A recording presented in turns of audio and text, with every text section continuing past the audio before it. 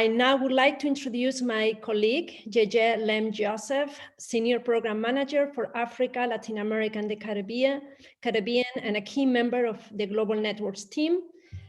Jeje is an architect, urbanist, set and production designer, and a museologist. As a Senior Program Manager, she oversees the coalition activities in Africa, Latin America, and the Caribbean, and leads the Coalition Migration Network. Born in Brazil, she started her career in culture as a member of J.C. Cerrone's Creative Atelier, a renowned Brazilian theater design practice. She moved to South Africa in 2003, where she collaborated on several flagship museum planning and implementation projects, as well as exhibitions and other media experiences for heritage and culture, especially those re-signifying difficult past. Today, she's involved in flagship museum projects in Brazil, such as the upcoming Museum of Slavery and Freedom in Rio de Janeiro, and grassroots initiatives such as the Museu de Samba.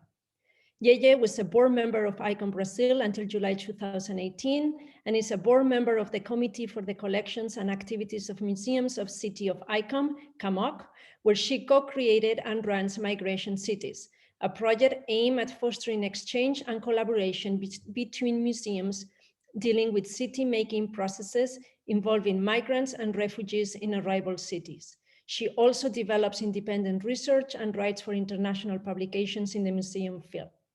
Jeje has been primarily the brain behind this global workshop, and with support from our communications department, she will be coordinating and supporting the workshop over the next 4 days. Jeje, thank you for all your work, and the floor is yours. Thank you, Sylvia. Thank you for that introduction. Hello, everyone. Such a pleasure to be here, and it's my pleasure also to introduce the next global panel, Roots of Systemic Racism and Ethnic Discrimination, a Historic Perspective. We have for this group our participants. So the group is being moderated by Vanessa Adams-Harry, Outreach Coordinator of the John Hope Franklin Center for Reconciliation in the USA. Eloi, Chief Curator Conservator of Maison d'Esclaves in Senegal. Lebo Marichane, Acting CEO of Constitution Hill. Andrea Plician Mendez, Facilitator at Casa de la Memoria Cajitulam in Guatemala. And Ashley Rogers, Executive Director, of the Whitney Heritage Plantation in the USA. So I'm going to pass the word to Vanessa, who's the moderator, but I just want to also introduce Vanessa to all of you. Vanessa Adams-Harry is Muskogee Creek American Indian with African-American European ancestry. She's an artist, actor, giving particular interest to the historical accuracy of the African-American and indigenous aesthetic. A producer, director, documentary filmmaker, AACT adjudicator, workshop facilitator, presenter, playwright, docent, human rights community activist, peace builder, and spirit walker. She has performed and or presented both nationally and internationally. She's outreach and alliances for the John Hope Franklin Center for Reconciliation, where she trains community members to become docents discussing the 1921 Tulsa Race Riot Massacre and the history of African-American and Native peoples of Oklahoma, as well as the 2018 Oklahoma Chautauqua Scholar, and is training with an international coalition of women as drivers towards peace building, just governance, human rights, security X initiatives of Change Cog, Switzerland. She's currently pursuing an MFA Interdisciplinary Studies degree from Goddard College, Plainfield, Vermont.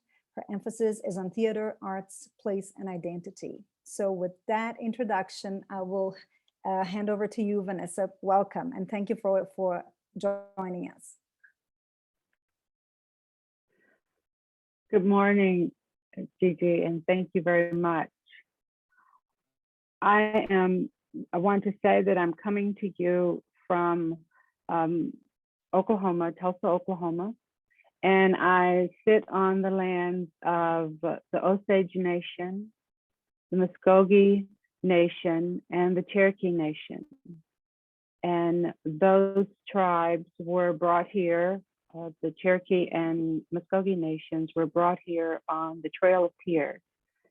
And we want to acknowledge the land that we're on so that we give homage to our ancestors. And from this Indian reservation now that we know of, I want to say welcome and thank you all very much for having me. This topic of systemic racism and ethnic discrimination, especially here in Tulsa, Oklahoma, is really profound at this time because we are in the centennial of the 1921 massacre that happened here. And the community is trying to, or is grappling with, and has been grappling with some time of how do you remember? And who has the right to tell your story?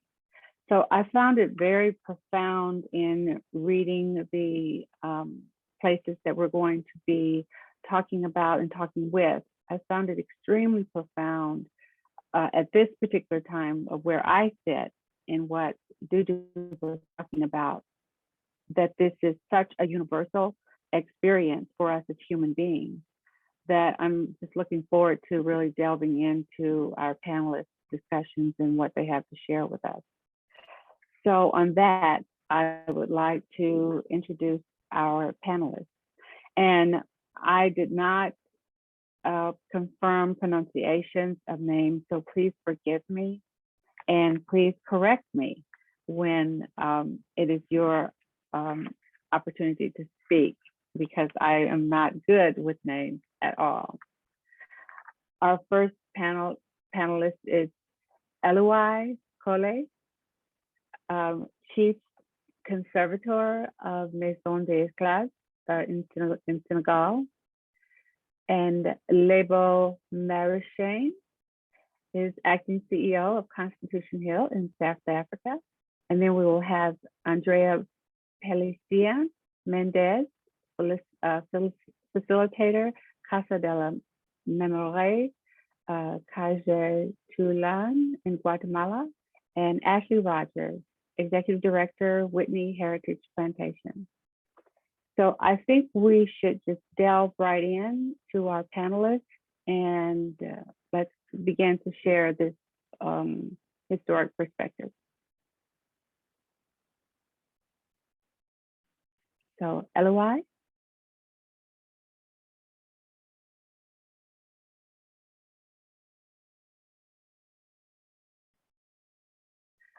I'm not hearing you, Eloi, so I don't know if that's me or...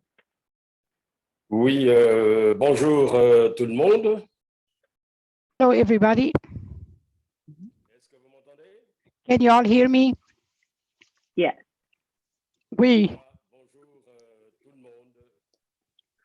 Good morning, everybody. Je suis très heureux évidemment de partager I'm definitely very happy and thrilled to share with you today, with everybody else in the world, share these our concerns on the reckoning with systemic racism.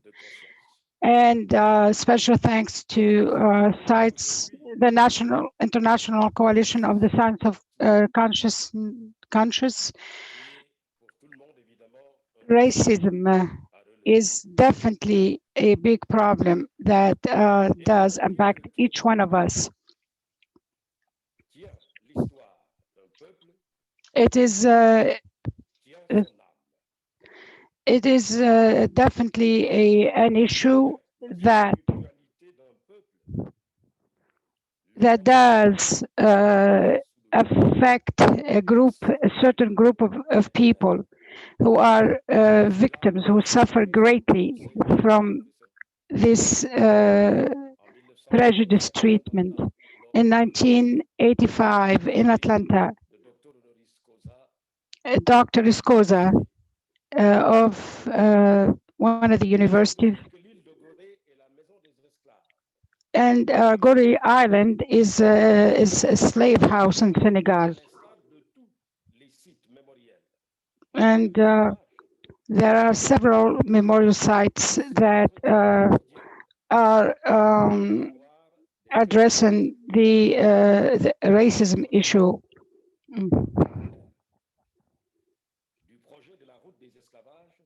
there were several projects launched by UNESCO in 1914 in Guatemala. The project that was launched voluntarily by UNESCO.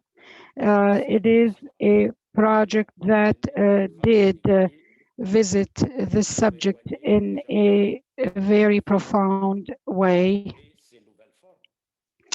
and did tackle all forms of racism, the notions of resistance, of freedom, and of equality.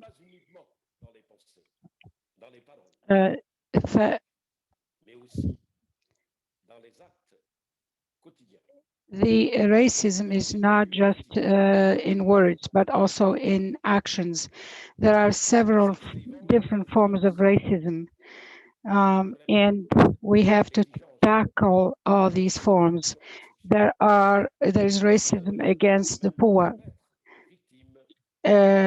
Poor are considered victims here, and the racism and discrimination have consequences. They do impact, they do scar the victims. There are several slaves in Senegal that have suffered greatly from racism. There were several projects launched to address these issues of discrimination.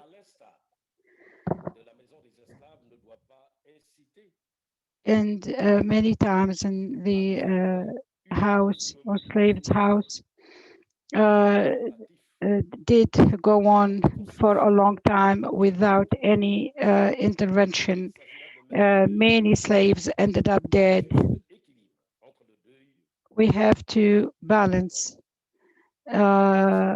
There's got to be a balance between forgiveness, resilience,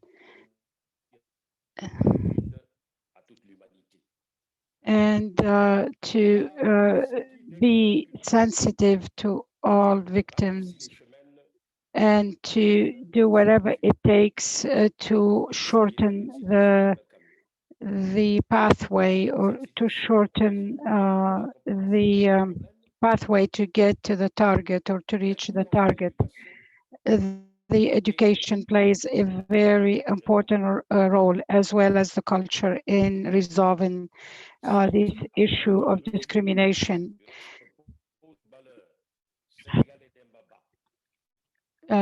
Senegal has done quite a bit to try to put an end to racism.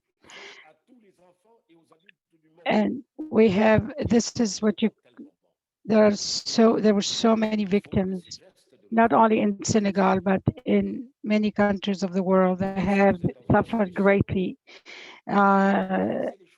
Many communities that have been touched by this problem of racism, and many of them did speak up against justice, but there were others who were afraid and scared to speak up against racism. They were not brave enough. They were afraid of persecution if they came forward and spoke up against it. There were do not forget the killing of George Floyd. This is a good story of resistance, of combating against racism. Many people in the community throughout the country and many countries of the world did speak up loud and clear against the against that. Black Lives Matter is there to promote justice. And our President Joe Biden also is playing a big role in putting an end to this. The African American are less educated. They are less. There are less African Americans are disadvantaged groups of people in many ways. They do not receive, they do not finish their education, they do not graduate. There are more white people with degrees than black people. Many of them do not earn that many. Okay, so the salary, the average salary of a black is 37,500 for a black. Average salary for a white person per year is 71,000. There's a huge difference or huge gap between the salary of an average salary of a black person in comparison to an average salary of a white person. It's quite clear that there is racism here. And there is discrimination. We have to work hard together to defeat inequality, to defeat discrimination, to put an end to slavery.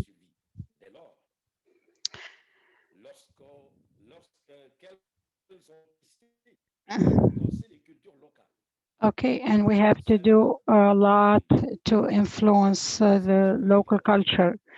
We have to engage community leaders. I know it is a process. It is not something that can be done just like that with a magic wand. We have to work hard. It is going to take us some time. We have a long way to go. We have to key on generational transmission or transformation. We have to continue our hard work. We have to work together. We have to continue preserving the memories and the stories of those victims. We cannot forget about those. We have to use them as a we have to use them as a great lesson or platform. We have to work together. We have to engage many to be able to reach our target goal.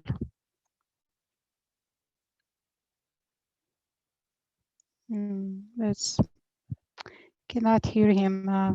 There's some technical problems and the voice keeps breaking really bad. Yeah. Eloi, we're not hearing you.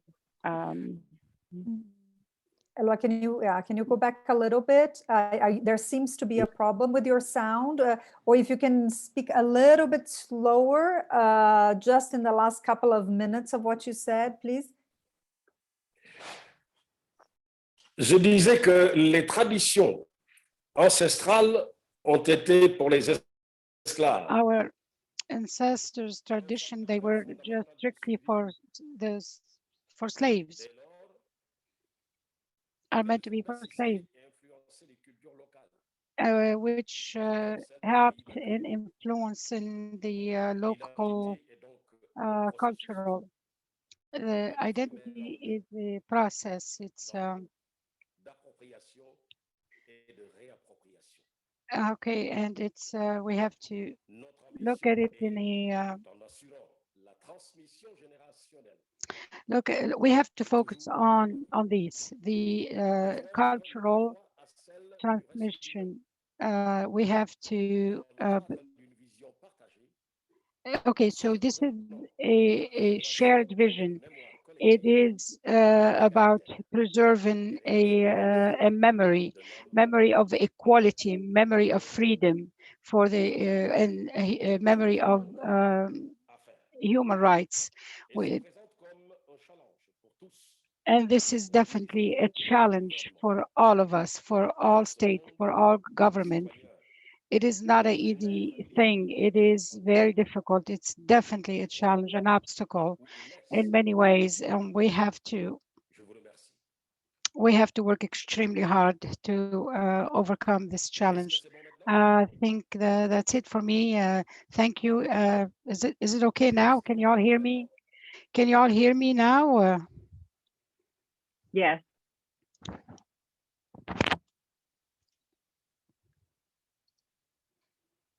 Thank you, Eloi. We did hear Merci. you very well.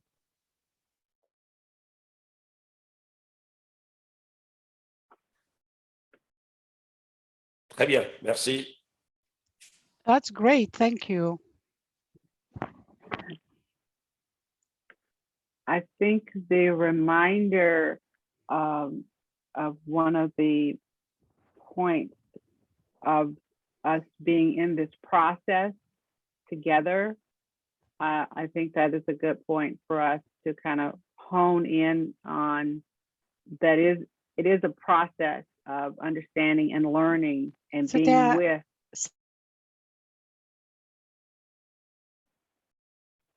And we can go on now to our next speaker, Libo Merchant from Constitution Hill. Thank you, Vanessa. It's Lebo Marishani, so you were almost there. Thank you. And hello to everybody. Good morning, good afternoon, wherever you are. I'm representing Constitution Hill, which is a site of memory in South Africa, Johannesburg. My presentation will also be looking at roots of systematic racism and ethnic discrimination in the South African context. Can I have next slide?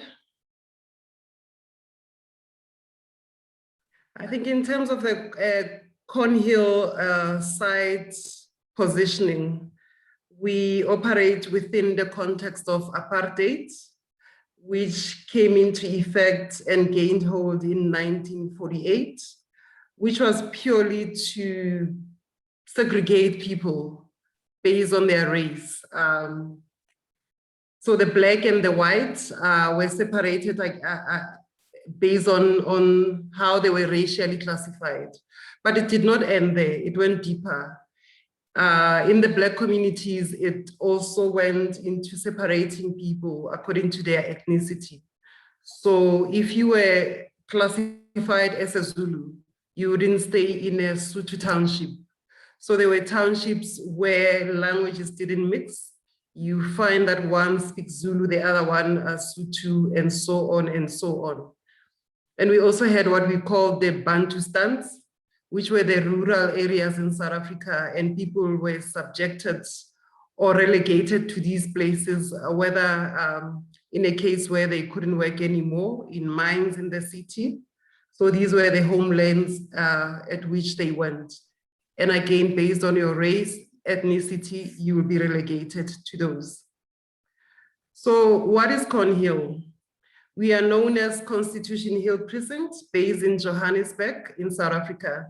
And we date back to 1892 when we were built as a fort. But at the moment, we function as a museum, mainly because we were converted into a prison. So this is where political prisoners were held. But not only that, we also had criminals held here. People like Mandela were held here. Mahatma Gandhi was also held here. So we are rich in that history and narrative of South Africa's past. So what you see at the bottom, there are various sections of the site. When you come to the site, there's a section that's called the Old Fort. That would have been where white male were held. Black male were held in a section that's called number 4. And then the second picture in the middle there shows you what's called the women's jail. So that was exclusively for women. Can I have the next slide, please?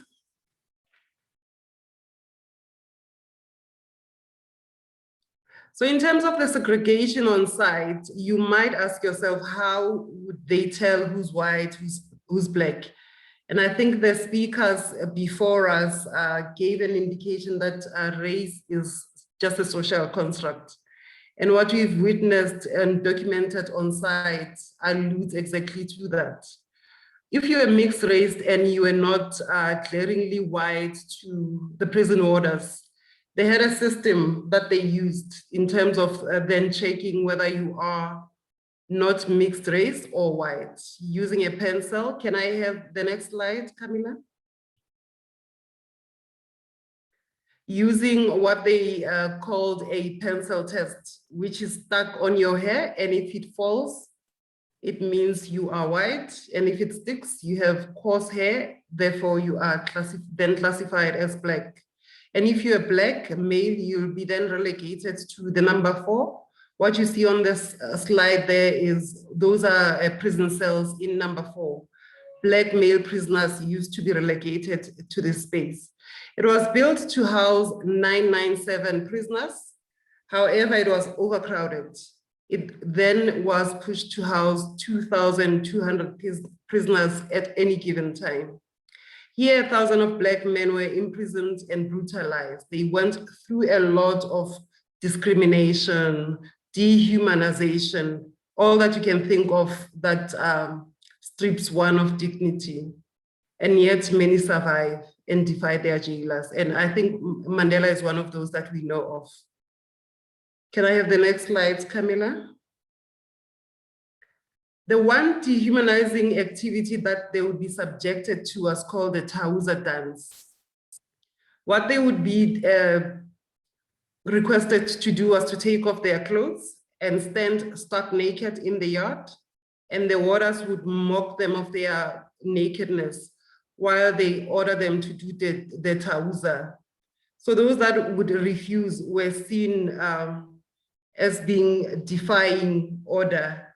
Therefore, they'll be relegated to isolation. But basically what it did was to check whether you're not hiding anything in your rectum. You were requested or ordered to dance, and then you jump up high, and then you clap your hands, do a click sound with your tongue to ensure that nothing is hidden even under your tongue.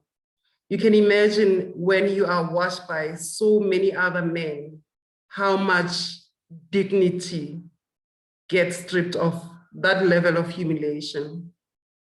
Can I get the next slide? Here is the pencil test that I was telling you about. So these tests were conducted between 1948 to 1994. So in South Africa, 1994 is marked as the end of apartheid. This is when we had the first democratic elections that marked our entry into or transitioning into constitutional democracy. They have come to an end, these tests, in principle, but then in the next slides, I'll be demonstrating a new form of the racism that we're experiencing linked to issues of hair, which is strong in identity. So legislation that discriminated Black people is gone. In paper, we don't see it. We have strong institutions, the Constitutional Court. We have what we call Chapter 9 institutions, where citizens can report any form of discrimination that they feel is being directed towards them, or exclusion. And Chapter 9 institutions will then investigate, and the process of justice will then be instituted to correct that. But then as you see the next slide, please, Camilla. In my next slide, I had just wanted to reflect on the importance of hair. Having done away with legislation and policies that exclude Black people, whether it's in education, whether it's in the workplace, we still are witnessing discrimination based on your hair. There's been recent incidents where learners are not admitted in schools based on how their hair looks, whether you have dreadlocks, whether you have hair that's regarded as unkept, not neat, unpresented. But this does not only end in schools. It carries through to professional spaces. Until recently, TV presenters, female TV presenters were not allowed to wear what we call head wraps, and they had to take to the streets and make their voices heard in a form of protest joined by the committee in large to voice this and protest against this kind of discrimination. And as I said, it's not a policy, but very subtly, it's presented to you in a contract to say you need to look presented. But who's to say your hair dress is not presentable? Who's to judge you to say your hair is not kept well, it's not neat? Your locks are not professional. And yet, in 2021, in South Africa, more than 25 years into democratic dispensation, we still are riddled with these incidents. The next slide, please, Camilla. The history of Constitution Hill tells us that even female prisoners were discriminated against on the basis of their hair. White prisoners did not wear the same uniform as Black prisoners, and they did not have to wear dukes, which are head wraps. Black prisoners were instructed to wear these head wraps because their hair was regarded as not clean, it fell out, and it was dirty. Black and white prison warders worked together to maintain the prison system, but the former were subjected to racist and discriminatory prison regulations. The Black warders were made to wear beret. Because of their hair, it was also regarded as not kept and also not clean. So you can see how much of that used to happen right back in 1974 at Constitution Hill. And yet in the current discourse, we are seeing a lot of these cases popping up. The next slide, please, Camilla. Okay, I think we can skip this. I've spoken to it. And also this, I think I've presented this one. Okay, just to give you an indication of the status at the moment, we are riddled with a lot of these popping up everywhere in a form of protests, especially directed at women keeping long locks. Black natural hair is vulnerable to political, aesthetic, psychic, social, and by the ideology, politics, and practice of white or whitened state as it operates through corporate media, schools. So you see this very subtly being put in contracts.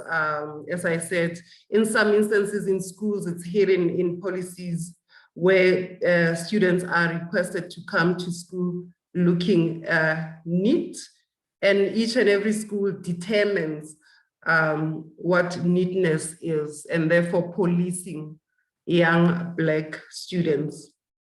What has been interesting to note about these protests is that these young Black women did not experience apartheid. So these are the young ones whose parents went through the very same system. So it's coming in a new form. Rules on unruly hair are racialized and dictate that Black hair needs to be tamed or domesticated to be acceptable or respectable. So this also you see largely incorporates in the law fraternity where long locks are not allowed because they deemed unprofessional. Can I have the next slide, please? This is one particular incident that actually broke ground for us in the education system, where a young woman stood her ground. Her name is Zuleika. I think it's about 6 years ago when she was discriminated against for coming to school wearing an afro. And in that moment, she and her peers in the same school stood up for their rights, and they never gave in. And the protest gained momentum, was supported locally and globally. The next issue that we saw rising up, and I think this one was very prevalent in the media, but it blew up about 2 years ago, wherein a chain store was advertising a shampoo. And as you can see, the images on my right-hand side, describing a Black woman's hair as frizzy and dull, The next one, dry and damaged. Whereas the white woman's hair is normal, fine and flat hair. And I guess we all aspire to have such hair. Again, South Africans took to the streets, took to shopping malls and demonstrated against Unilever, which owned the product. The protest took to social media forums, channels, and it was huge. An apology was issued, and the process to engage Chapter 9 institutions to see how legally we can begin to address these subtle, in other cases not so subtle, discriminations. And I guess as in South Africa, we continue to engage in dialogue around such issues and continue to seek channels to redress these and address issues as they come up. It is an ongoing struggle that we are engaging in. Can I have the next slide, Camilla? And here again is Angela Davis. She was here, I think, in 2016 for one of our programs. She met Zuleika and we hosted a dialogue around issues of how hair can become political and politicized, and how do we begin to create more role models for young people to not only stand up for their rights, but to also begin challenging these stereotypes and discriminations that we continue seeing. I've also drawn a quote from Chimamanda Ngozi Adichie on her commentary on Michelle Obama's hair. When she was interviewed post Obama's becoming president, she said, if Michelle Obama had natural hair, Barack Obama would not have won. So this for us is just an indication of how powerful hair is, powerful it can begin to be used against you in a very subtle manner, exclude and other Black people. As we see in South Africa, it's being used to separate people along racial lines. Can I have the next slide, Camilla? The last slide is around my experiences when growing up with very hardcore hair. I think for me, I was one of the girls that used to like wearing my afro, and a whole lot of the things that I heard around me were around, why aren't you straightening your hair? Your hair doesn't look presentable. And I remember at that moment that spared some level of consciousness in me. As a form of protest, as a form of resistance, I stayed away from processing my hair, straightening it. And I can also attest that there is that movement in South Africa to begin to reclaim our identity, because it is about that. But to also hold our ground, to say, this is who I am. Can I have the next slide, please, Camilla? I'd like to bring it back to Constitution Hill as a museum. Given the kind of narrative and stories that we tell of the past, what we began doing was to explore how we insert these in public discourse and not only be gatekeepers of knowledge, not only be buildings that are just known as museums where people can go and view objects and interact and engage with artifacts. How do we become an activist museum that speaks to contemporary issues, insert ourselves to daily struggles, daily engagements, daily dialogues? And what we had seek to do or started to do around that was to design educational programs that speaks about human rights issues, promoting human rights, constitutionalism, social cohesion. And when people come on site, they can engage with that. But we go a step further to go out there when issues like this come up. we've designed what we called a rapid response program, wherein when we see these issues emerging in media, emerging in social media spaces, we begin to offer those spaces that are safe, but also that are inclusive, to begin speaking about these issues and unpacking them, seeking a way forward. Because we do recognize that without these kind of dialogues, these issues will be handed over from one generation to the next.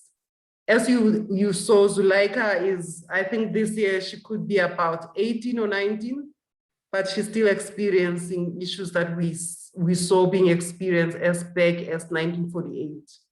Therefore, I think museums need to become those sites that spur on consciousness, like what Mr. Dudu had already alluded to say. How do we begin to catalyze that in communities that we work with, and not only become gatekeepers of knowledge or just museums that are there for visitors to come and view artifacts. I think this brings me to the end of my presentation. And thank you. Thanks, Camilla.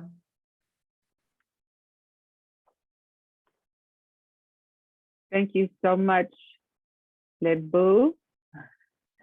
Thank you so much. That was very enlightening.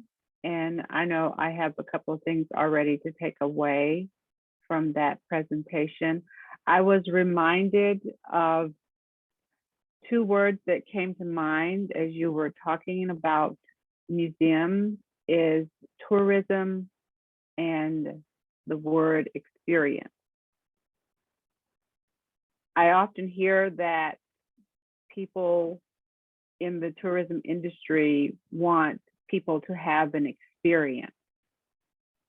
And in my spirit, that is bothersome to me to hear that, because I'm wondering about the experience, or that language of the experience, and not recognizing that this thing that happened that you are now touring in happened to human beings. So I'm just going to throw that out there. That just brought that up in my mind. We'll move on to our next presenter, Andrea, or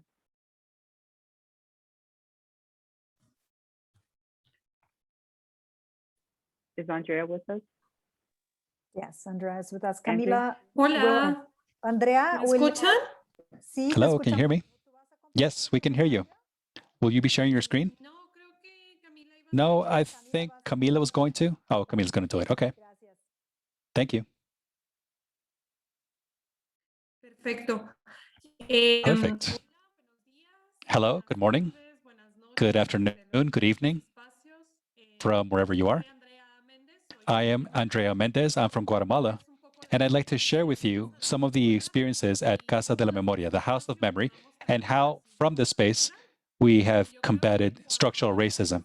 I think that when we speak of structural racism, we must speak of memory. We cannot distinguish memory from racism because it's been a process of structural racism and colonialism that has allowed for these serious human rights violations that we've faced not only in the past, but also in the recent present.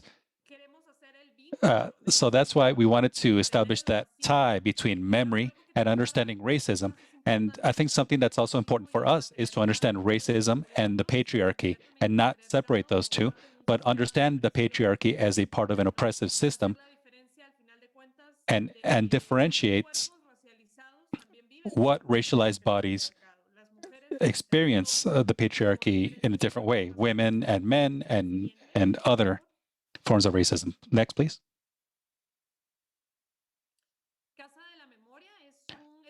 Casa de la Memoria is a space in the city of Guatemala.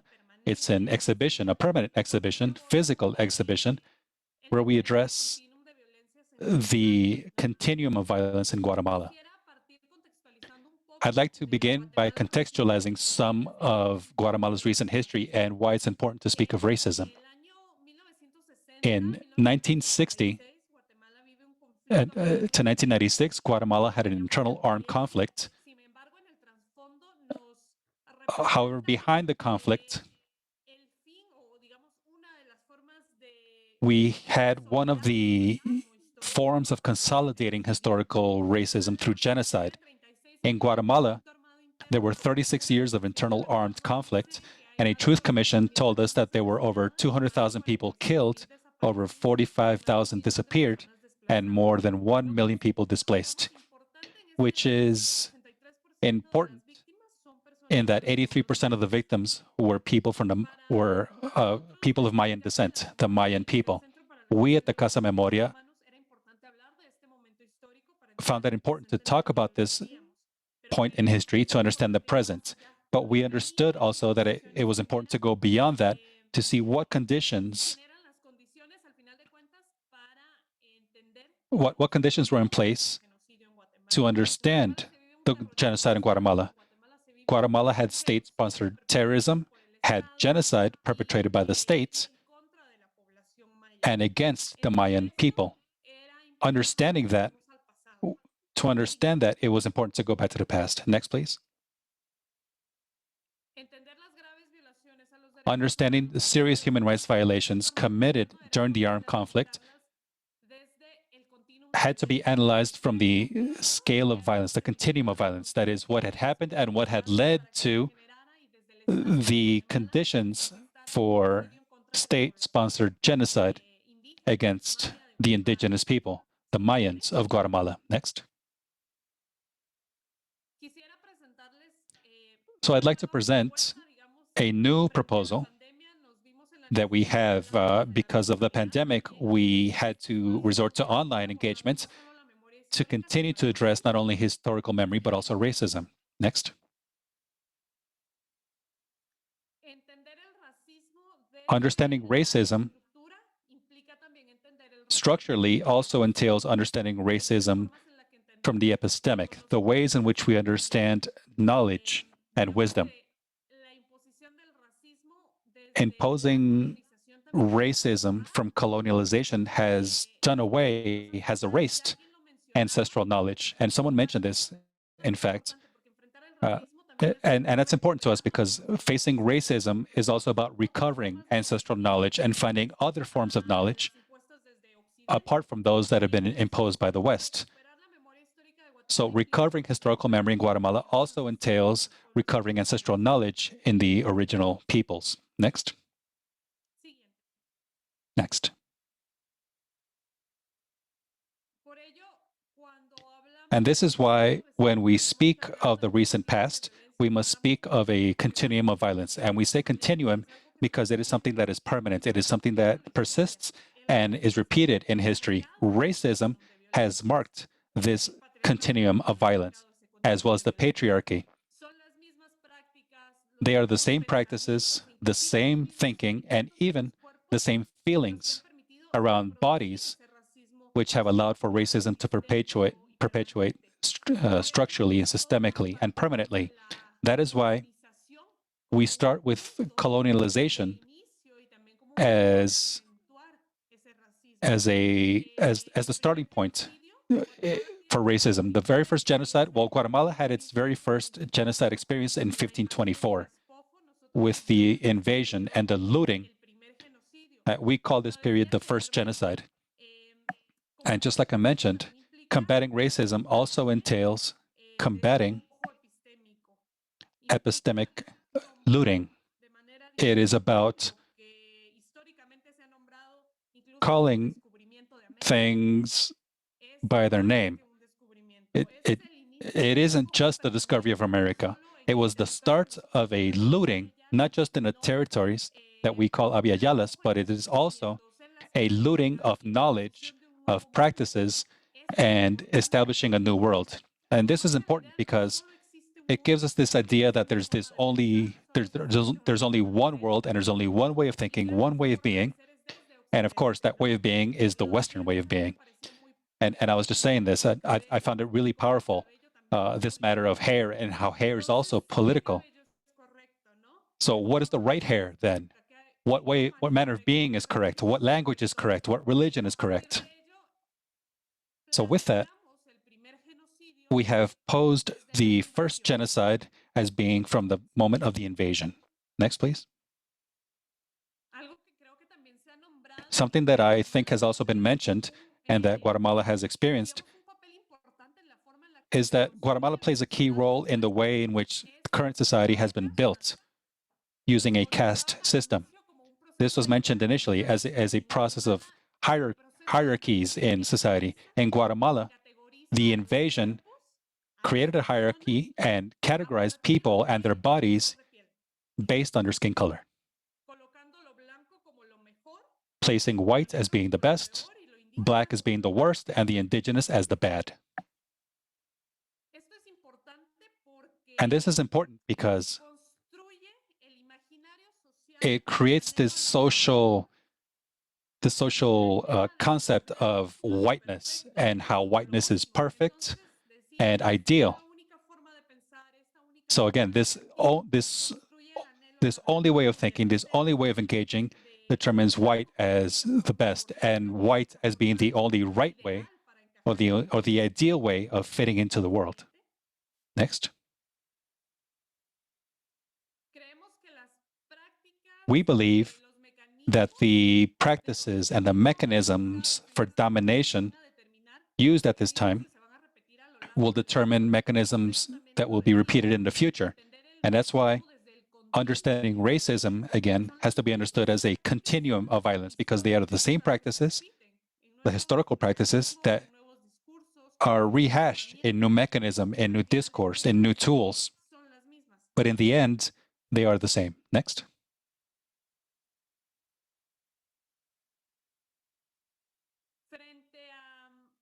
Regarding the official history, we find a memory that does away with the white perspective of history, where we can speak of, again, that continuum of violence and the possibility of changing the social mindset by understanding this process as a permanent process of looting. In Guatemala, after the invasion, we had a colonization process take place that would affect not only Guatemala, but all of Latin America and many other countries.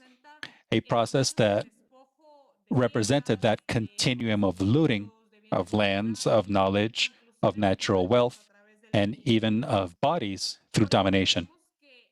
And that's why we believe that understanding that past and understanding why genocide happens in the present, understand why human rights violations take place in recent times, that involves connecting it with that historical moment and creating the nation states and, just like I was saying, creating a single way of thinking, a single way of understanding the world. Next.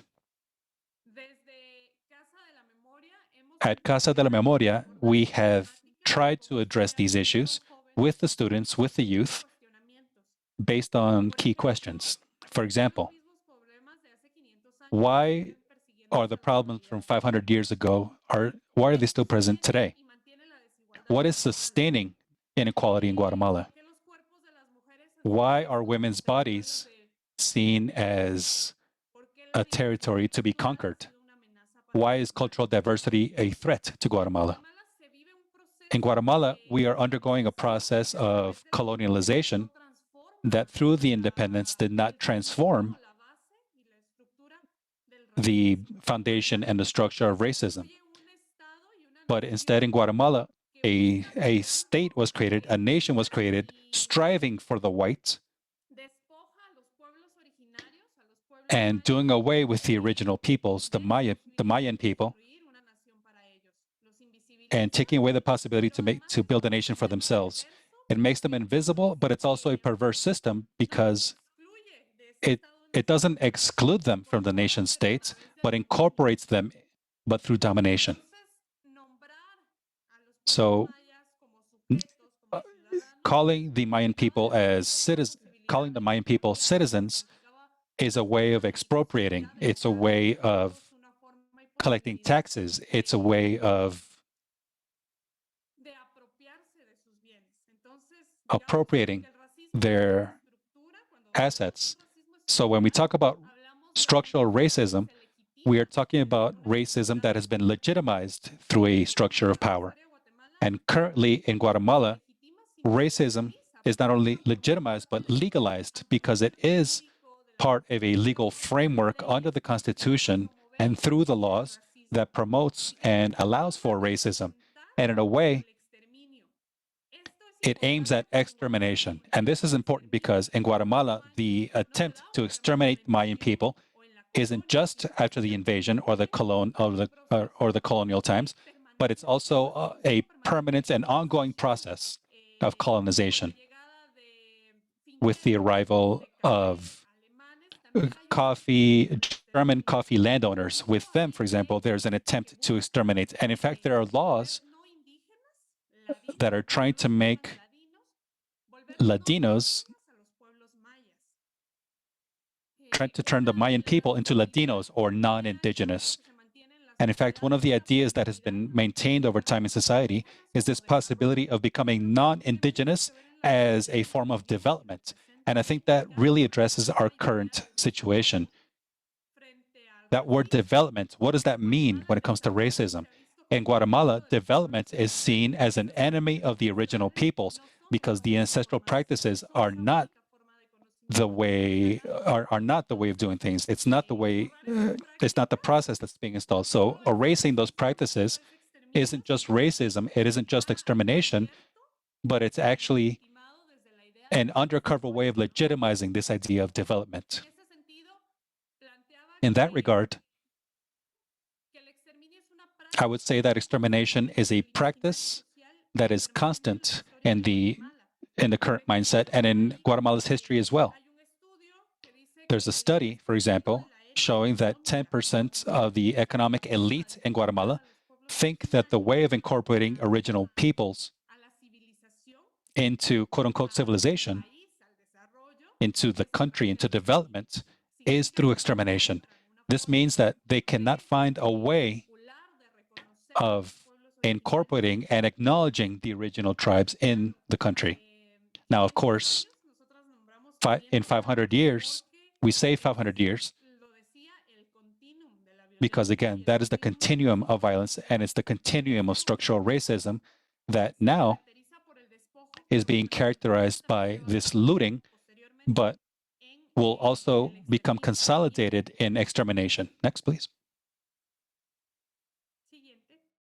Next.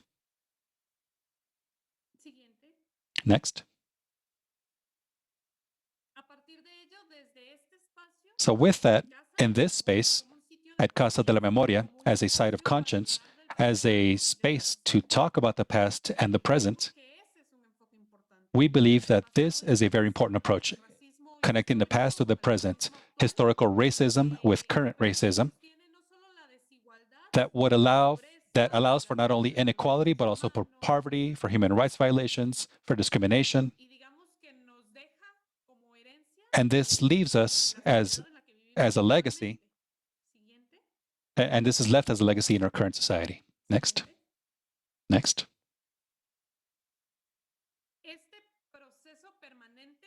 This permanent process of looting leads to the genocide in Guatemala. I was saying that in 1960,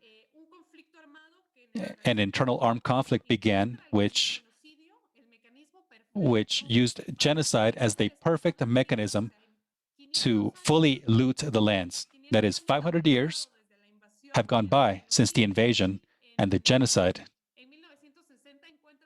In 1960, found the perfect mechanism to complete the looting of these lands.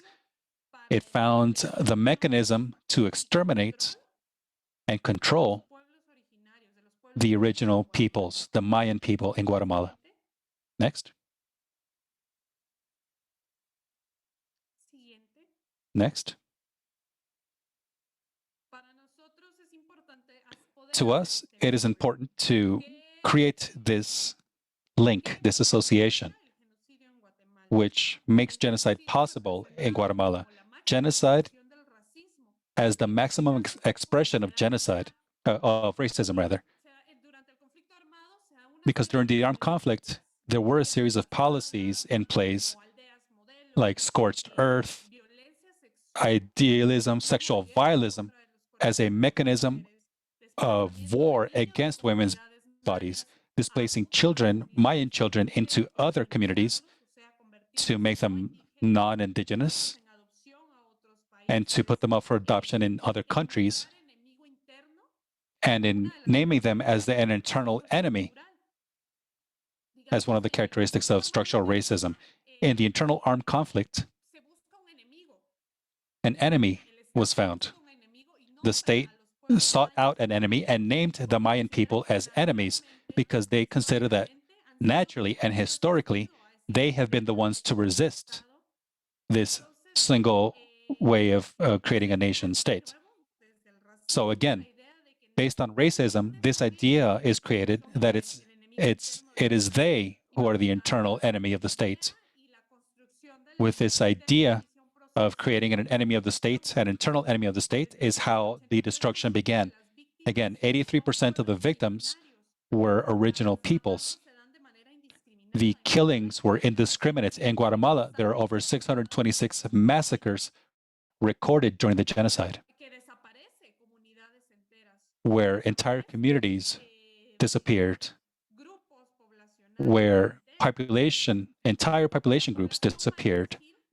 The Mayan population in Guatemala has been seriously affected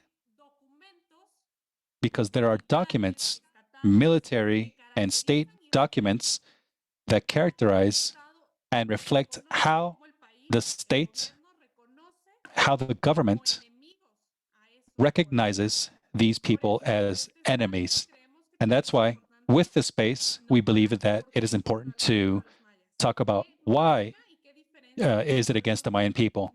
What is different about the Mayans compared to the non-Mayan peoples in history? That is, bodies have been racialized and they have experienced memory in a different way. Women experience memory in a different way. But in the Mayan people, the original people of Guatemala, they also experience memory in a different way. Since the invasion, a system of domination based on racism was implemented, which historically was against the Mayan people, considering them to be rebels, savages, enemies, based on these ideas as a justification for their destruction. And again, genocide was the perfect tool to appropriate lands, natural wealth, and systematically eliminate the Mayan people through their culture and identity. And that's why in this context, we call context the maximum expression of racism. Next. Siguiente. Next. Siguiente. Next.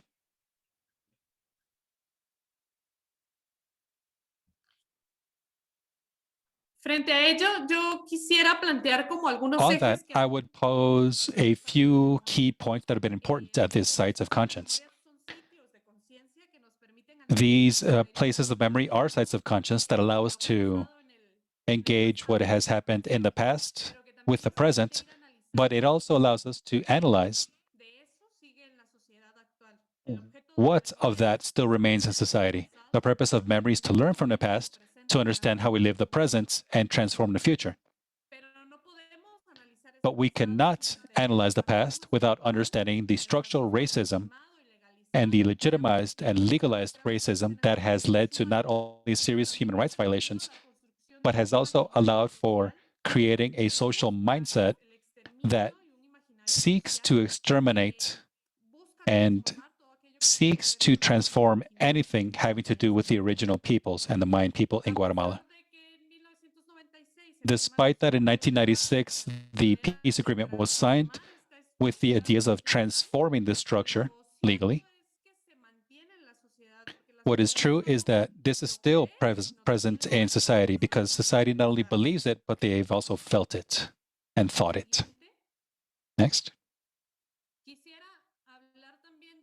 I'd like to also mention that when we talk about a continuum of violence, a continuum of racism, it is inevitable to also speak of a continuum of resistance because there have always been ways of resisting. And that is one approach that we believe to be important, that it's important to address, to speak of resistance and to look at the conditions and how despite the conditions and how despite the historical, social, political, economic context, there are always ways of resisting. And that is what drives current resistance in denouncing what is happening currently. Next.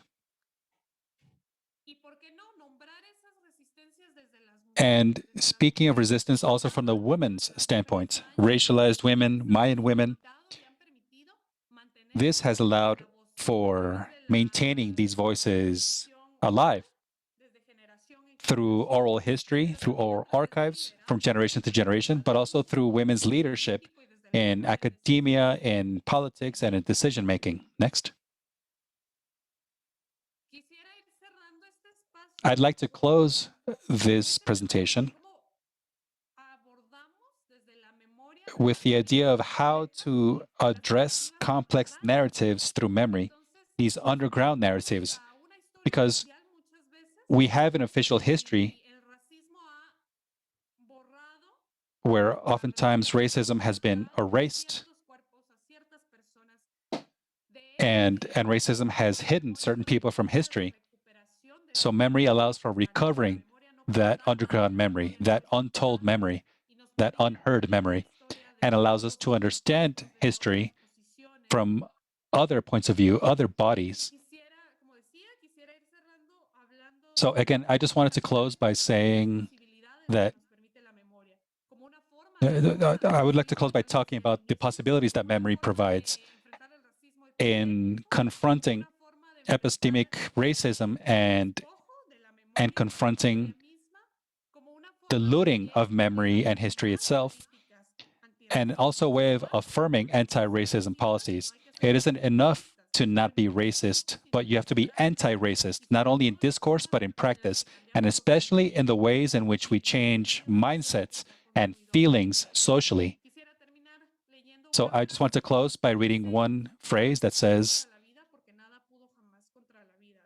"Nothing can affect life because nothing has ever affected life." This is from a Guatemalan activist who disappeared during the genocide in Guatemala. Next. Next. Thank you very much. Thank you so much, Andrea. That was very powerful and absolutely magnificent. So thank you. On so many levels, that resonates with us here in America, in particular in Oklahoma. That just resonates on so many levels from an Indigenous perspective, as well as the combination of mixed ancestry and all of these likenesses of violence. And we seem to be explaining ourselves through the framework of violence. And that also affects memory. And this is just really very powerful. Thank you very much. Our next presenter is Ashley Rogers from the Whitney Heritage Plantation in Louisiana.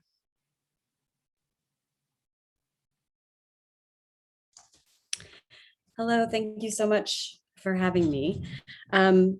I want to give, and I also just want to thank the other presenters because I found a lot of commonalities to the American stories of racism and colonialism and dispossession. There were so many continuities there. So thank you so much for kind of giving me some things to think about.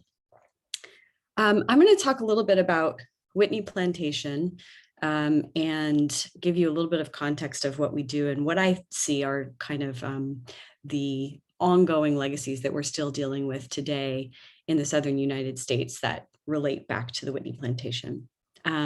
Next slide. You may have to hit it twice. Okay.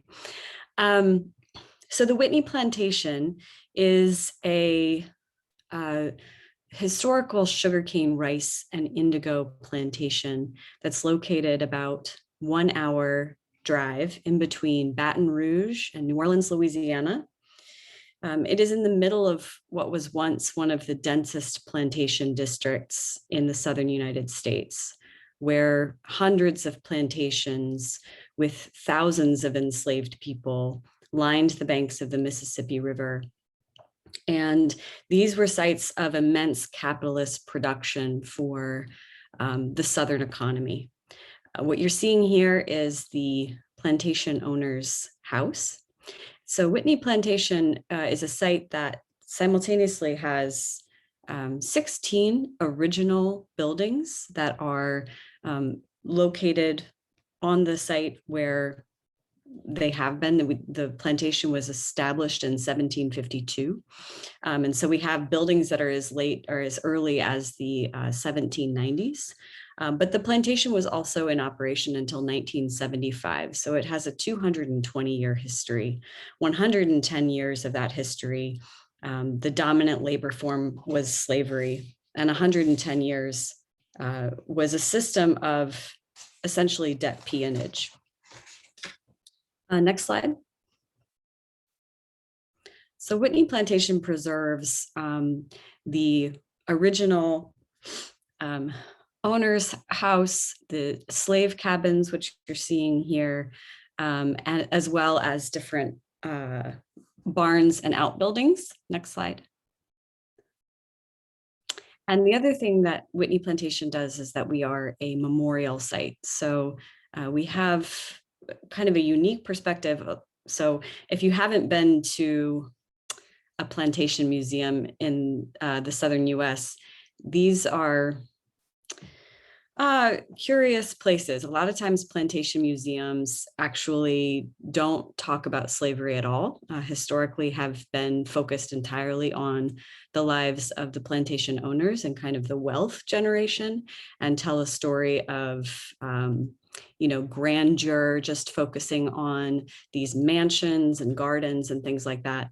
So Whitney Plantation has a unique perspective in that it is entirely focused on the lives of enslaved people, and that also that we're a memorial site. So we tell our story not just through the historical fabric of the plantation, but also through memorials that we've built to name and honor people who were enslaved in the state of Louisiana. This is a statue that's centered in a memorial called the Field of Angels, which is dedicated to 2,200 children who died in slavery in our parish or county, St. John the Baptist Parish, over 40 years. Next slide.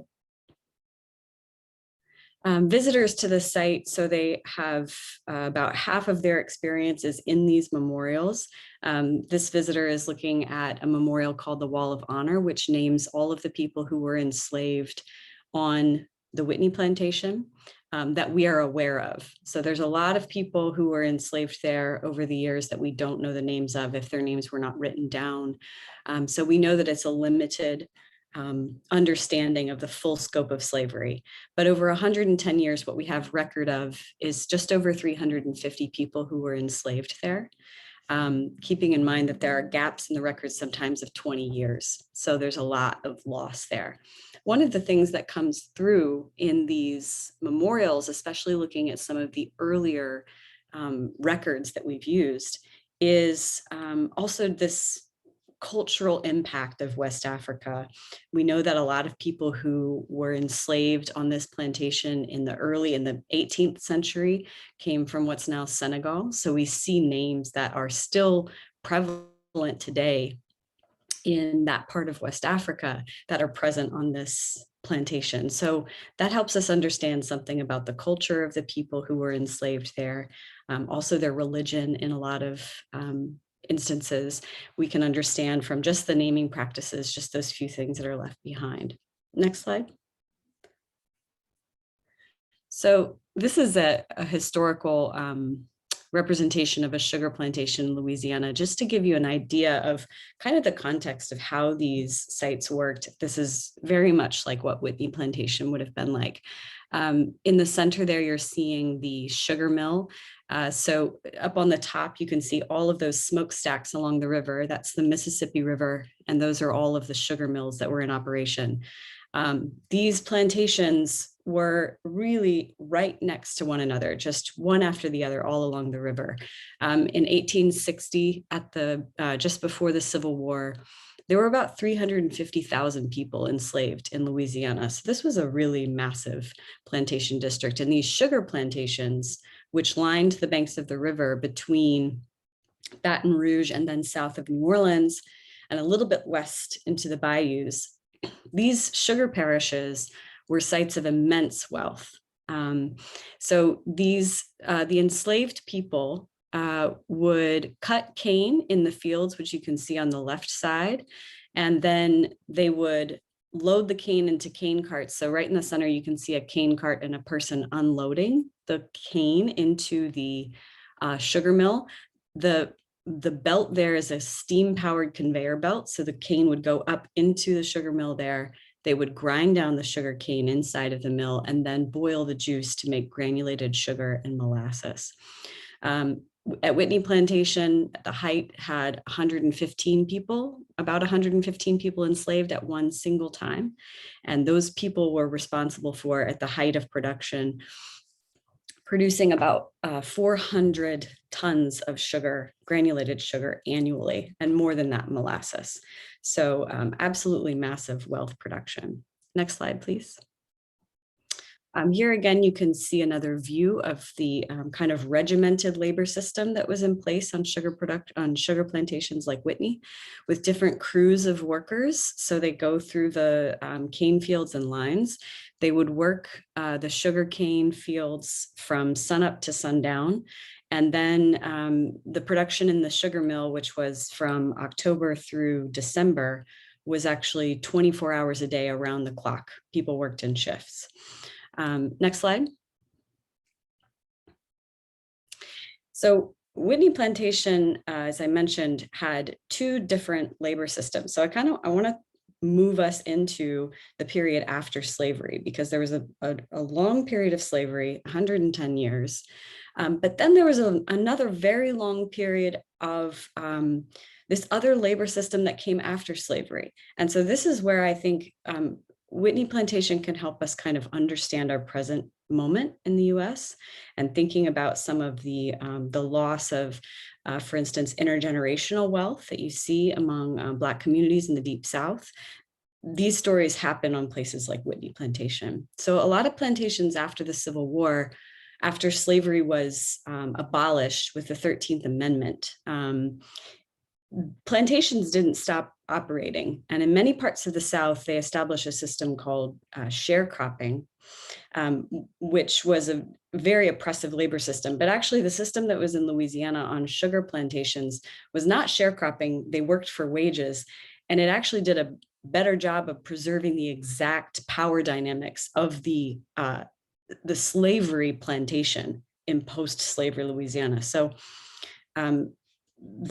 the big house that you're seeing here, which is the owner's house, remained so after slavery ended, deep into the 20th century. And that was occupied by white owners of the plantation. They had white overseers and managers, and then still an entirely Black workforce that were working for daily wages in the sugar fields and performing manual labor that was very, very similar to the days of slavery until about World War II. Next slide. So you can see here another view of that big house with the owners. This was in the 1950s. Next slide. So one of the chief methods of control on the post-slavery plantation in South Louisiana is the presence of stores. So Whitney Plantation had a store that was built, and this is a photo of that store in the 1950s. But this store was built in the 1890s. So during the period of slavery, enslaved laborers were given rations for their food, and they were given a yearly allowance of clothing and bedding and things like that. Very, very basic, not very much that they were given. And also basic medical care. Plantations had hospitals on site. So, these things are not helping them thrive necessarily, but they're provided by the plantation owner. After slavery ended, after 1865, what happened is that the plantation owners took all of those things that they had provided during slavery and made them things that the workers were responsible for obtaining themselves. And they did so by still providing them, but charging the workers. So in other words, a person who worked at Whitney Plantation in 1890, full 25 years after the end of slavery, would have to shop for food and clothing and medicine at their work site, at the store that was owned by the owner of the plantation. And so the way that they maintain these ledger books, anything that the person purchased from the store would be deducted from their wages. And so we can see very, very clearly throughout deep into the 20th century, the books show, one column that tells you how much they earned for the week, and then another column that says how much they actually received. And oftentimes we see nothing but zeros. People are carrying over debt balances from week to week because they can't possibly work off the amount of debt that they have. And it should be noted that the debt that they incurred was for very basic things, just basic necessities, basic medical care. The doctors would visit the plantation. And so just to give you an example, in the 1950s on Whitney Plantation, we know this because of records that were kept, and we have a lot of records of this. In the 1950s, a worker at Whitney Plantation might make 50 cents an hour. And when the doctor came to visit them, a standard doctor visit cost $3.50. And so if the doctor had to come 2 or 3 times, and if they prescribed medicine, or if they were chronically sick and then out of work, these things could really easily rack up a very, very steep debt for these workers. In the 19th century, late 19th century, oftentimes plantation owners would charge workers if they were sick. So in other words, if they couldn't work for the day, rather than paying them, right? Or rather than just not paying them, they would charge the worker for that lost time. So there are a lot of different ways that plantation owners perpetuated this system of debt. And the debt followed workers from plantation to plantation. So after 1877, Louisiana plantation owners, and the owner of Whitney Plantation was central in this organization. They formed a cartel called the Louisiana Sugar Planters Association. And that association explicitly existed to maintain favorable taxes for the Louisiana sugar industry and to control labor. And one of the things that they did in their second or third meeting was bring worker contracts to compare and contrast so that they could set wage prices. And what that meant was that there was no choice on the part of the worker. Early after slavery, a lot of formerly enslaved laborers had attempted unionization. But once the capitalists who are controlling the industry are organized, that labor can no longer be organized. They put down early sugar strikes very, very violently in Thibodeau in 1887 and others that basically spelled the end of organized labor for Black workers. Not to mention that a lot of labor unions in the 19th century would discriminate against Black workers. So there was only the Knights of Labor would let them in, but they had a very hard time finding any kind of help for their cause, despite their incredible numbers that they had. So this meant that, like, for instance, by the 1950s, we have record of Whitney that goes back and forth between different plantations. Of a worker from Whitney Plantation got a job at a different plantation up the road. And Whitney Plantation wrote, or the new plantation wrote to Whitney and said, we've hired this man. We understand that he owes you money and that you won't release his belongings until his debt is paid. So Whitney Plantation is holding on to his belongings that are in the cabin and won't let him take them until they've paid $25. So the new plantation pays that And now he starts his job $25 in arrears, in the negative, and has to work against this. So this is an ongoing problem throughout the 20th century. And if you think about particularly access to intergenerational wealth, for instance, there is no intergenerational wealth for these families that remain tied to the plantation through these very clear practices. Next slide, please. I think this may be my last slide. So I just wanted to show that this is the Whitney Plantation's slave cabins. So the people who were working on the plantation in the 20th century were still living in the same slave cabins. And these are the last ones that were remaining. This is a photograph from the 1960s. So you can see that there's a car and that there are power poles there. So they've been electrified, and there's these kind of elements of modernity here. But at the same time, the people who are laboring in these fields are living in these exact cabins that their ancestors had been living in. And I'll just say, Chloe, because I'm coming up against my time, the last point that I'll make here is that, the workers at Whitney Plantation should not be understood only to be just, victims. They're also aware of what's going on and very, we're connected to the outside world as well. Some plantations really controlled people's access to information. And I don't want to say that didn't happen at Whitney, but I do know that workers at Whitney were aware of what was going on. They had a television by the 1950s and could kind of keep up with the outside world, despite the fact that they were kind of separated. And in the 1960s, so when Martin Luther King was assassinated, there were riots across the United States. People were erupting in protest. And one of the things that I think is really interesting is that at Whitney, that protest happened at the plantation store. The workers set fire to the plantation store. And it was actually up and down the river road at these different plantations that several cane workers set fire to these plantation stores, because they weren't in urban centers, but this was their symbol of oppression. It was the thing that was tying them to the plantation.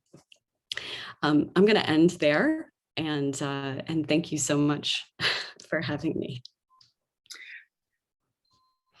Thank you, Ashley. That was, I haven't been to the Whitney Plantation, but I've certainly heard a lot about it.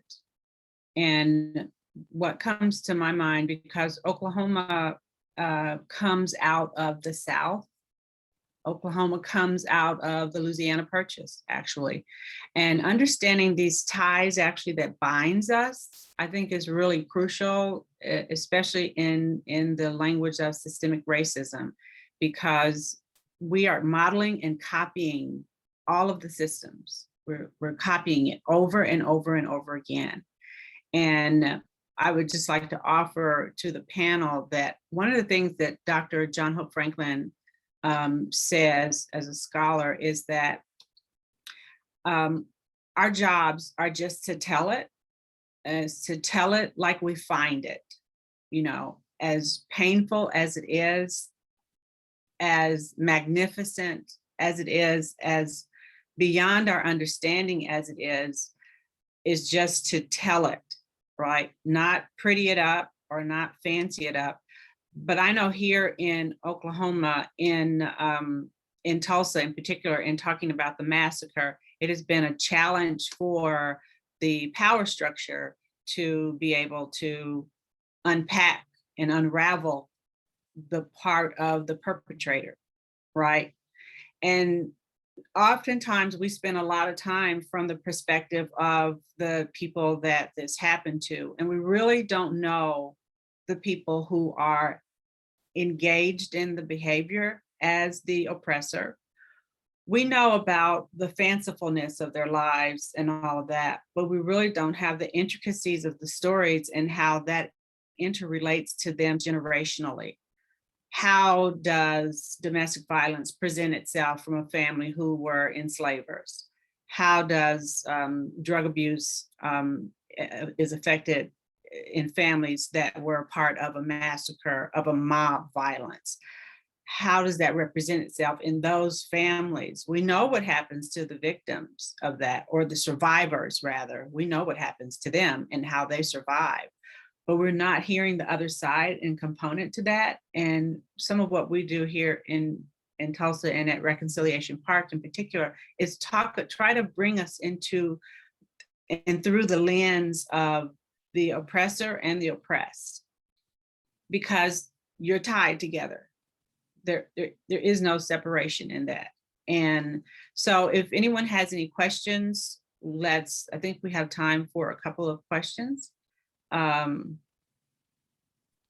So in the chat, level. Okay, in the chat, we have a great presentation, Ashley. Thank you so much. Just to add to the situation of the cabin chain generations, according to Thomas Piketty, the social mobility worldwide after the demise of socialism in Eastern Europe retreated to the level of 16th century England. And to me, that's and I would just like for you to open up, everybody, just open up your mics, the panelists that is, and let's talk about this modeling of behavior century after century after century. We constantly repeat, we need to teach history so we won't repeat it. I think we repeat that portion of history, that violence, I think that's repeated over and over and over again. And is it that we're not paying attention to that repeat as humans, that we do model our behavior? Or is it are we so fearful of it that we don't want to be aware? I don't know. I would like to have your thoughts on that.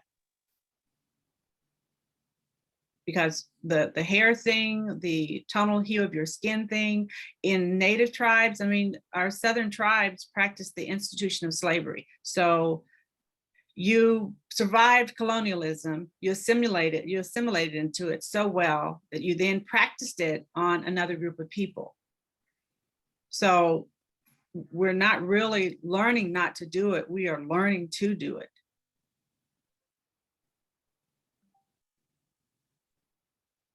Anyone can unmute. Andrea, Ashley, Lebu, Eloi, and just speak up. Well, I just think, and I mentioned at the beginning that I was really struck by some commonalities. And I think that really, I was thinking particularly about, Gandhi being arrested in South Africa, which then I immediately looked up because I don't know too much about Gandhi, and saw that he was arrested for purchasing a train ticket and being in the first class in 1893. And I immediately thought of Homer Plessy here in New Orleans in 1892. It's almost just exactly at the same time, and it's exactly the same story. And so your point is well taken, that these things, and also I think that there's these kind of global things that all happen at the same time that are so instructive. And in the US, and I'm sure it's like this in other places, but certainly here we have this narrative of American exceptionalism. We imagine this is the story and it happened here only, right? This is the way we talk about history in the US. But I think that looking at a global perspective is so important to understand how much this is a human story, and it helps us understand ourselves and others a bit better. Exactly, Ashley. I was struck too with just the context of memory and how in place, because part of what I study is place and memory, and how do you feel, the land has memory. But in our society globally, we recognize buildings and spaces. And we've been given this lens to look through, like looking at the house and being engorged and engaged by the house and how people lived, instead of looking at where people were allowed to live or not live, and having that be part of the identity of the lived experience, be it awful or be it great, because even in the awfulness, babies are born and people find a way to experience joy. So under legal segregation, people were committed and commissioned to live within bound areas. You could not, which is a plantation style mentality that we have set up here in the United States. So I'm going to go to a question in the chat. No, go ahead, Andrea. Sí, solo quería hacer un pequeño comentario respecto a lo consultado. Y yo creo que Yes, I just had a brief comment on everything that's been said. And you said it exactly. How do we face problems that we've already addressed as a society and as a people? We've already lived these situations, but nothing has changed apparently. That's why I think memory is important in this transformation, but it's not enough. Memory is one, más acciones. but we need more action.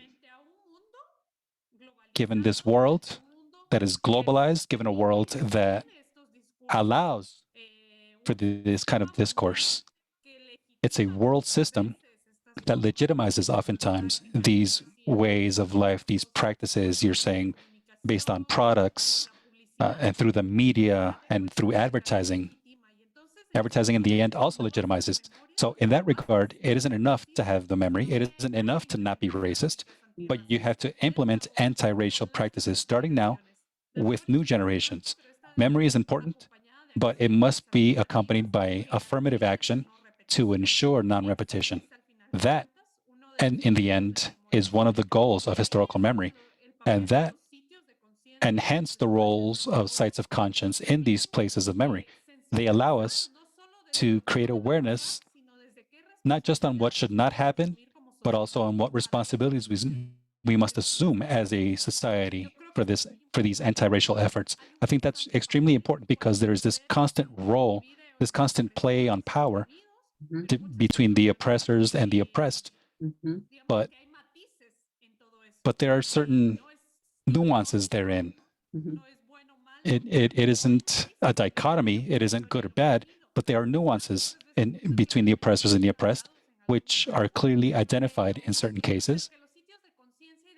But sites of conscience and memorials allow us to talk about the responsibilities that as a society we must assume regarding this memory that is repeating. That's all I wanted to say. Thank you. No, great point. And I think that we have another question in the chat for Lebo, if you're still there. How does racism play on the issue of xenophobia, especially in South Africa? Is there a link? I think all oppressive systems are linked together because they model each other. But Lebo, go ahead. Thank you. I think that's a very interesting question. In the South African context, what we're seeing specifically with the issue of xenophobia, the race element is a huge feature in that it's against the vulnerable, and those are Blacks. So whatever incidents that are perpetrated that are described as xenophobic attacks would then be experienced by those that are coming within the other African countries, migrating to South Africa for opportunities. And this finds root on issues such as, foreign nationals are taking jobs for us. But who are these foreign nationals? The African, Black, vulnerable, those that are living in the margins, those that are already suffering, ran away from home because of war, experiencing issues of poverty, disenfranchised, but coming to South Africa because of the legacy that was not addressed, socioeconomic issues that are still not allowing the majority to access jobs because of the systematic racism, racial exclusion that we have spoken about. Certain positions are not occupied by the majority Black, the economy still being in the hands of the minority. So those are the issues that are playing out and we're seeing them. But what's interesting about this question is exactly that the xenophobic attacks are not directed at those that oppressed Black South Africans, those that are still holding the economy, those that are still benefiting from the legacy. Even the conversations that are seeking to resolve these issues, it's amongst us as Black people. Few, those that are considered as activists that are white, enter those spaces. But then we need to see perpetrators coming to the table. One person asked a question to say, but the TRC was there, what did it do? The TRC didn't do much. The recommendations that were done by the TRC, I think that's where the challenge was. We needed to implement those and see them through. But I guess as in any other nation that was excited, the Rainbow Nation attaining constitutional democracy without having gone to war, I think that's where we may have dropped the ball. And now the past is coming to haunt us. And as I said earlier on, I think it's sides of memory's responsibility to ensure that we use the history to inform the future. We use the past to build the future, and we cannot leave it to anybody else because we hold the knowledge, we hold the memory in our sides. It can't be that it only gets exposed when people come to site. You find these subtle incidents that are occurring, they're linked to history. They're rooted in the history. So how do we use the memory as a weapon to actually ensure that we address these issues through dialogue, through the justice system? So we need to be active. We can't be sitting back and relegating responsibility to others. And as we see generationally, the young ones are also just carrying this burden. Comes in a new form. It's now here. It's no longer about the color of your skin, very subtle. You can't wear an afro to school. You can't do this and that. But also a rise in violence against women. It also has its roots to the past. So yeah, just in short, yeah, I think I've answered that. Thank you. Yeah. Thank you. Thank you all. Thank you all very, very much. This has been an enlightening discussion, and we could go on, and maybe we should continue on and stay in touch after this, because there are a lot of similarities. There are a lot of linkages that I feel like on a global perspective, we're not in the same rooms sometimes. And so we are in our own little silos. And if we begin to link up really and truly, then I think we could show the commonality, and that could be a powerful, powerful perspective and movement, actually. We have a yearly symposium around the anniversary of the massacre of 1921, being May 30th through June 1st. And this year is the 100-year remembrance, and it's really just crazy here. And one of the things that I'm struck with is in carrying this forward is because the name of our theme for this year is the future of Tulsa's past. And I'm thinking about that now with you all in talking about memory. How can that be futuristic? And one of the things that I just went to last night was an opening for coders, how the young people in community college are using STEM to produce memory sites through mapping, so that you could walk in a place and put your finger on the map, and up would appear what that looked like, who lived there, what they did, their lives, because we're talking about human beings. We're not talking about these other things. We're talking about human beings. And I think the more we bring out that these stories, this memory is about human beings, the more we can humanize ourselves in the memory, as well as those ones who survived and went on and produced us forward. So I would really, I'm so happy to meet you all and to see you. And I'm so proud to be a part of this global family of perspective of moving forward. And I oftentimes talk about our coalition as sites of awareness, that we are choosing to be aware, and we are we have the courage to bring these stories forward with dignity and respect to the memory of the human beings who experience these things. And so thank you guys. Thank you very much.